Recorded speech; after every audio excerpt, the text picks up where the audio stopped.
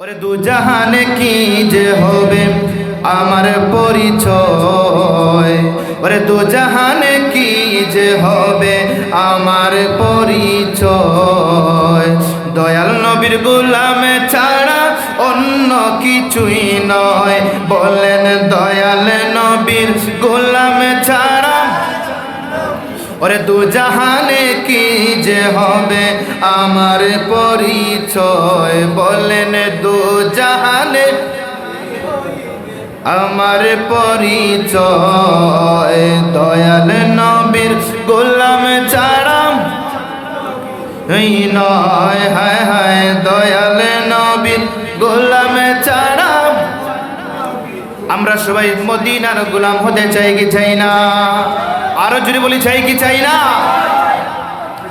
যেই নবী না আসলে এই পৃথিবীর কোনো কিছুই সৃষ্টি হইত না। আজকে যে আয়োজন, পবিত্র ঈদে মিলাদুন নবীর আয়োজন, এই আয়োজনটা আপনারা মনে করবেন না অনেক ছোট একটা আয়োজন, বিশাল একটা আয়োজন। কারণ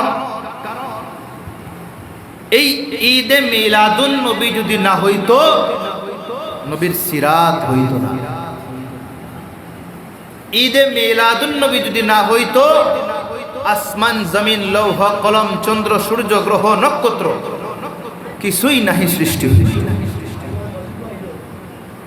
এর কারণে পবিত্র ঈদে মিলাদুন নবী নিয়ে আমাদের অনেক সুলকানি, আমাদের অনেক মাথা ব্যথা, এগুলা আমরা সবগুলা কানে দিব না। কারণ আশেকে রাসূল দলিল দিয়ে নবীরে মহব্বত করে না, হাদিস দিয়ে নবীরে মহব্বত করে না, কোরআনের দলিল দিয়ে নবীরে মহব্বত করে না। আশেকে রাসূল জীবন দিয়া, তার জীবন দিয়া, তার টাকা পয়সা দিয়া না, তার জীবন দিয়া, তার মনের থেকে মহব্বত পয়দা হয়, সেই মহব্বত দিয়া নবীরে ভালোবাসে, তার জীবনের থেকেও নবীরে ভালোবাসে। বলেন সুবহানাল্লাহ। কারণ এই বেলকুনার জমিনে আমি মোটামুটি 4-5 বছর ধরে আসতেছি। তবে এই বেলকুনার প্রত্যেকটা যুবকরে আমি চিনি এবং জানি, মুরব্বীদেরকেও আমি কম বেশি চিনি। তবে চেহারা দেখলে বোঝা যায়, আশেকে রাসূলদের চেহারা দেখলে বোঝা যায় তাদের ভিতরে কতটুকু হুব্বে রাসূল আছে। তবে এই জায়গায় যারা আছেন, এই জায়গায় যারা বসে আছেন, আপনাদেরকে কেউ টাকা দিয়া বসায় নাই, পয়সা দিয়া বসায় নাই, কেউ কোনো লোভও দেখায় নাই যে এই জায়গায় যাইবা তোমাকে এই জিনিস দেব, সেই জিনিস দেব, এটাও বলে নাই। আপনারা স্বইচ্ছায় আসছেন। আপনারা কেন আসছেন? শুধুমাত্র, কেবলমাত্র, একমাত্র নবীর মহব্বতের কারণে। আরো জোরে বলেন। আমি ঠিক বললাম না? এখানে কেউ কি আপনাদেরকে কন্ট্যাক্ট করে আনছে যে আপনারা এই জায়গায় যাবেন, আপনাদেরকে এই জিনিস দেওয়া হবে বলে আনছে? না। কেন আসছেন? নবীর মহব্বতের কারণে। কেন আসছেন? নবীর মহব্বতের কারণে, ভালোবাসার কারণে। আমি নবীকে ভালোবাসি, আমার কবরে নবী লাগবে, আমার মরণে নবী লাগবে, আমার ফুলসিরাতে নবী লাগবে, আমার কিয়ামতে নবী লাগবে, আমার ফুলসিরাতের গাঠেও নবী লাগবে, মিজানের পাল্লায় নবী লাগবে। আমি নবী ছাড়া চলতে পারবো? ওরে দু জাহানে কি যে হবে আমার পরিচয়, ওরে দু জাহানে কি যে হবে আমার পরিচয়। দয়াল নবীর গোলামে ছাড়া অন্য কিছুই নয়, বলেন দয়াল নবীর গোলামে ছাড়া।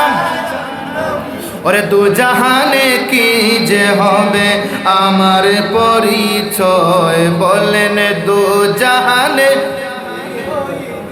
আমার পরিচয়। দয়াল নবীর গোলাম ছাড়া এই নয়, হায় হায় দয়াল নবীর গোলাম ছাড়া। আমরা সবাই মদিনার গোলাম হতে চাই কি চাই না? আরো জোরে বলি, চাই কি চাই না? আল্লাহ পাক রব্বুল আলামিন বলেন, আমি তোমাদের কাছে আমার বন্ধুকে প্রেরণ করেছি। আমি তো চাইলে আমার বন্ধুকে আমার কাছেই রাখতে পারতাম, তোমাদের কাছে কেন দিলাম? আল্লাহ পাক রব্বুল আলামিন বলেন, তোমাদের কাছে একমাত্র দেওয়ার মাধ্যম হলো, তোমাদেরকে আমি চাই না, কারণ তোমাদেরকে আমি বড় আদর করে বানিয়েছি, বড় মোহাব্বত করে বানিয়েছি, বড় মায়া করে বানিয়েছি। আমি তোমাদেরকে চাই না জাহান্নামের আগুনে দিতে। সুবহানাল্লাহ বলেন। আরো জোরে বলেন।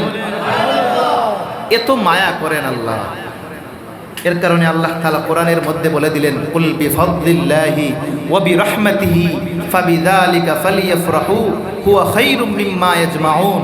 এই বান্দা ভালো করে শুন, তোমাদের কাছে আমি দুইটা রহমত প্রেরণ করেছি।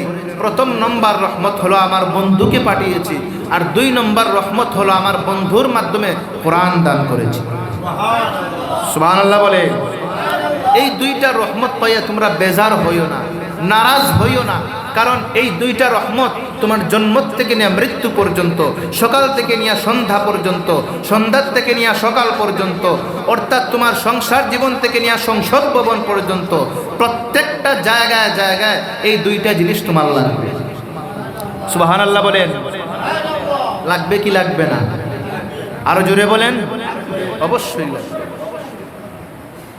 এর দুনিয়ার ইমানদার আল্লাহর গোলাম, আল্লাহ পাক রব্বুল আলামিন ডাক দিয়া বলেন, আমি তোমাদের মাঝে 2টা রহমত দান করলাম। এই 2টা রহমত পাইয়া তুমি খুশি উদযাপন করো, আনন্দ করো। এরে মুমিন, আমগো দেশে এমন ঠেলাঠেলি শুরু হয়ে গেল, সব মাস যায়, তবে ঈদে মিলাদুন নবীর মাস আসলে কেমন জানি সুলকানি শুরু হয়ে যায়। আমার সন্তান জমিনে আসছে, আমি বড় খুশি হয়ে গেলাম। আমার নাতি জমিনে আসছে, আমি বড় খুশি হয়ে গেলাম। কিন্তু রাহমাতুল্লিল আলামিন নবীর দুনিয়াতে আসাতে আমরা খুশি হতে পারলাম না। এর মানে বোঝা গেল আমাদের ভিতরে এখনো পুরোপুরি নবীর মহব্বত ঢুকে নাই। আর যদি নবীর মহব্বত না ঢুকে রে, কাল কিয়ামতের ময়দানে নবীর সামনে কেমনে চেহারা দেখাবো?